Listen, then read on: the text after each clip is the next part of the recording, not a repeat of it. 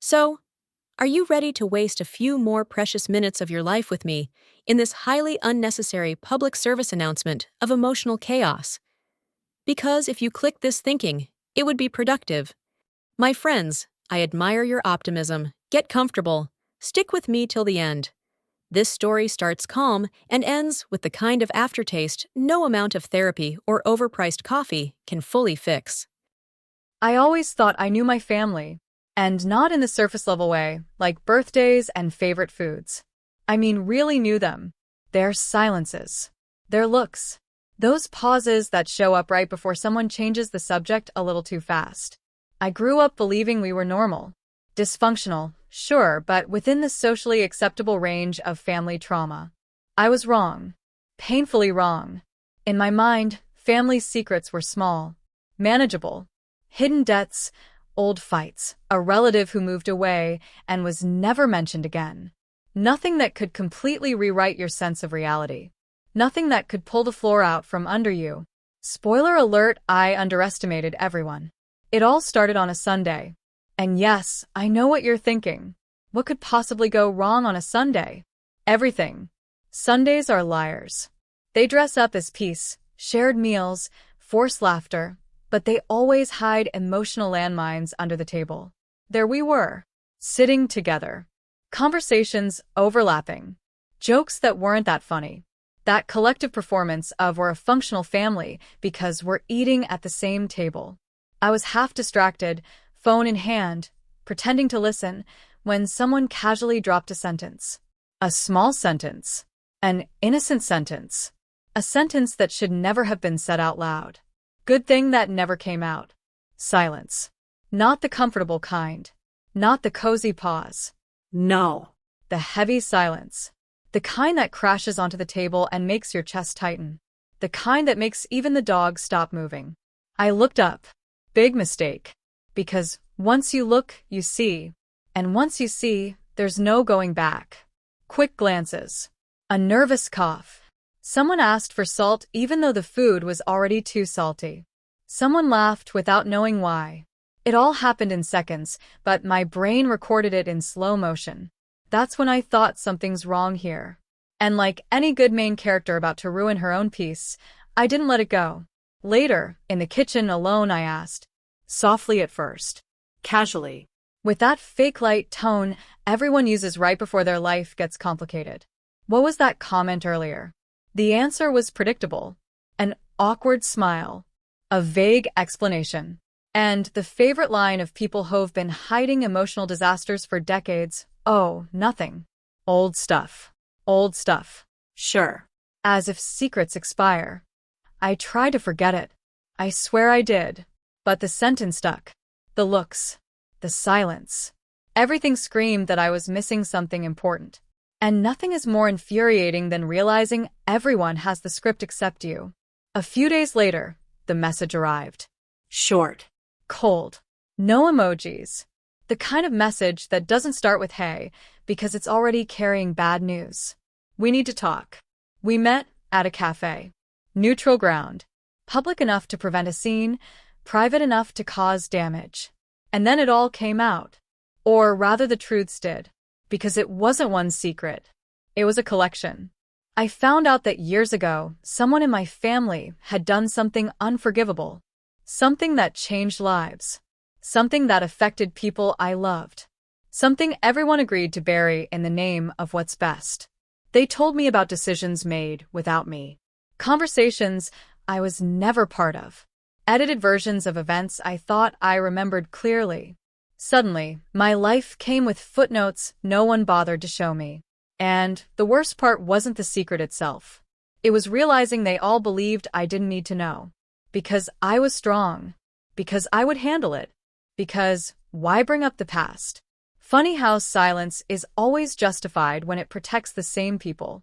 I sat there listening, nodding, feeling something inside me crack, very quietly. I didn't cry. I didn't yell. I didn't make a scene. I just stored it all. Every detail. Every excuse. Every half-truth. Along with that nervous laugh you get when your reality starts falling apart in front of you. I walked out of that cafe different. Like someone had changed the filter on all my memories. Every past moment looked strange. Every old conversation came with a second meaning. Every happy memory now had a shadow. And that's when I understood something that hurts more than betrayal itself. It's not just the secret that wounds you. It's knowing people looked you in the eye for years and decided you didn't deserve the truth. After that cafe, nothing felt normal again. I moved through my life like someone who had just discovered their house had hidden rooms. Everything was where it had always been, but nothing felt the same. Every familiar gesture carried a double meaning. Every memory felt like it needed to be reviewed under new light. I started talking less and watching more.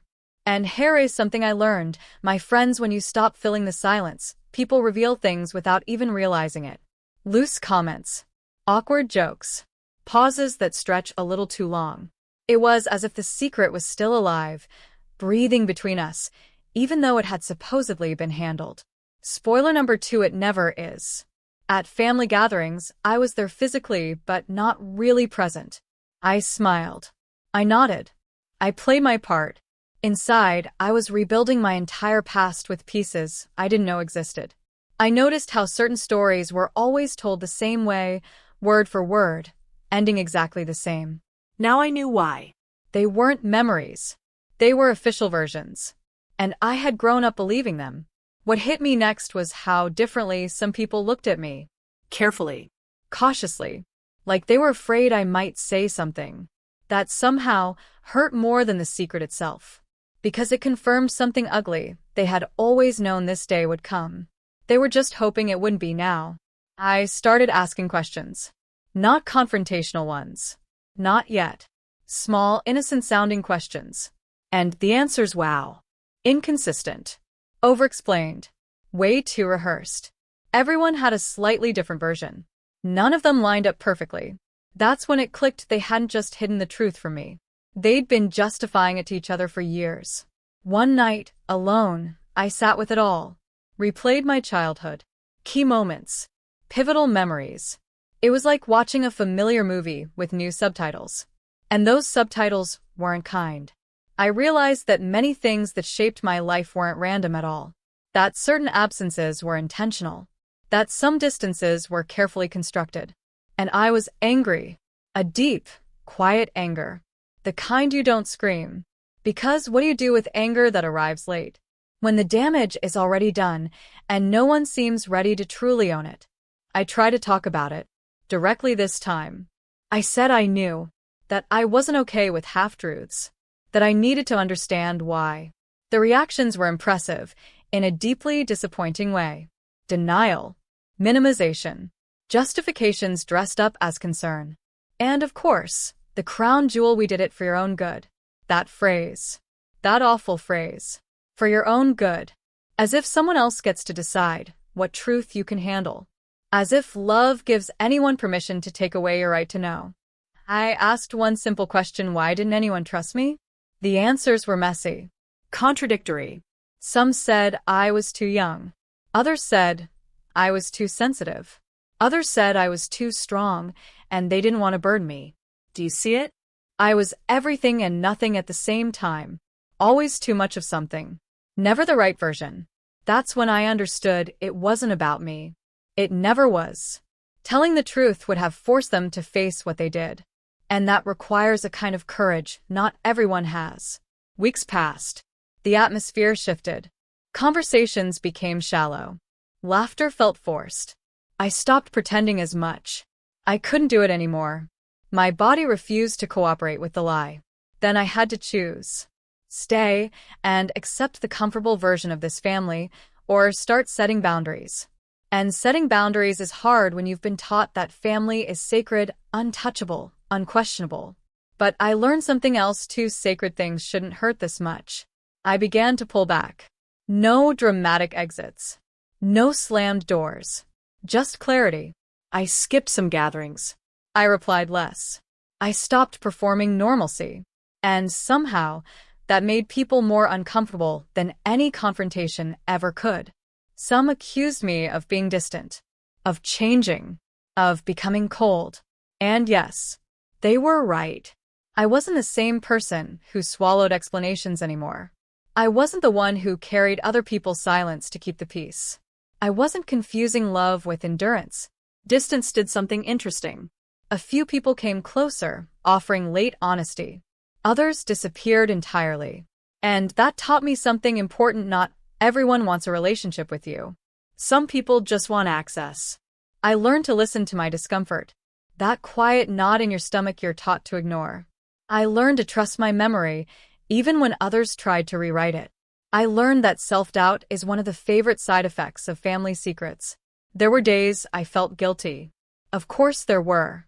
Days I wondered if I was overreacting, if I should just move on. Because that's another lesson you're taught: feeling too much is a flaw. But every time I tried to go back to the comfortable version, something in me resisted. My body remembered what my mind tried to soften. Over time, the story stopped feeling like an open wound. It became a scar. Visible, sensitive, but no longer bleeding. And scars don't disappear. They just stop controlling you. I can look at my family now without idealizing them. Without putting them on a pedestal I built myself. I can see them as people. Flawed. Afraid. Limited. That doesn't excuse anything. But it explains a lot. There was no perfect ending. No dramatic final scene with hugs and full forgiveness. Life doesn't usually offer that. What there was acceptance, boundaries, and a more honest version of myself. Sometimes the truth doesn't come to bring people together. Sometimes it comes to separate what was never healthy to begin with. And now I'll ask you directly: would you choose peace if it meant distance? Or would you stay silent just to belong? Because in the end, my friends, every secret charges interest. And sooner or later, someone pays the bill. There was a very specific moment when I realized there was no going back. It wasn't a big argument. It wasn't a new revelation. It was smaller than that. Quieter. Final. It happened during a completely ordinary conversation. One of those kitchen moments, with the TV murmuring in the background and someone rinsing dishes at the sink. I was listening, nodding, participating just enough. Then someone told a story from the past. A story I knew well. A story I now knew was incomplete.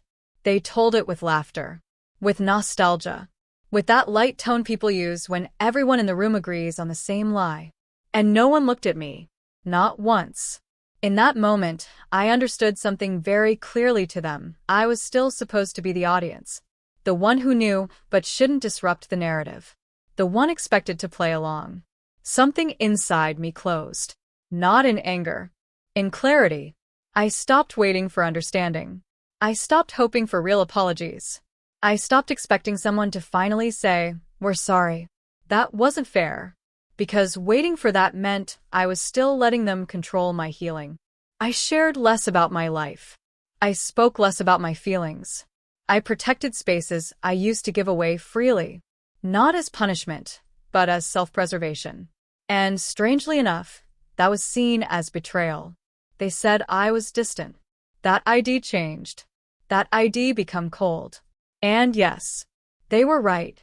I wasn't the same person who accepted half explanations anymore. I wasn't the one who carried other people's silence to keep the peace. I wasn't confusing love with endurance. Distance did something interesting. Some people approached me with late honesty. Others disappeared completely. And that taught me a hard truth: not everyone wants a relationship with you. Some people just want access. I learned to listen to discomfort. That quiet tightness in your chest you're trained to ignore. I learned to trust my memory, even when others tried to correct it. I learned that self-doubt is one of the most common side effects of family secrets. There were days filled with guilt. Of course there were. Days when I wondered if I was overreacting, if I should just let it go. Because that's another lesson we're taught: feeling deeply is inconvenient. But every time I tried to step back into the comfortable version of the story, something in me resisted. My body remembered what my mind tried to minimize. Over time, the pain changed shape. It stopped being an open wound and became a scar. Still sensitive, still visible, but no longer bleeding. And scars don't disappear. They just stop running your life. I can look at my family now without idealizing them, without placing them on a pedestal I built myself. I can see them as people, Flawed. afraid, limited. That doesn't excuse what happened, but it explains a lot. There was no perfect closure. No dramatic final scene with hugs and full forgiveness.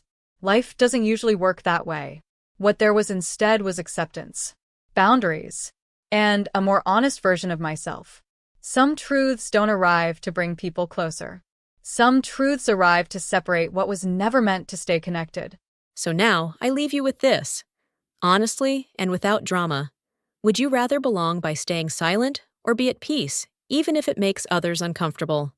Because in the end, my friends, the truth always finds its way out. And when it does, it doesn't ask if you're ready. It just asks what you're going to do with it.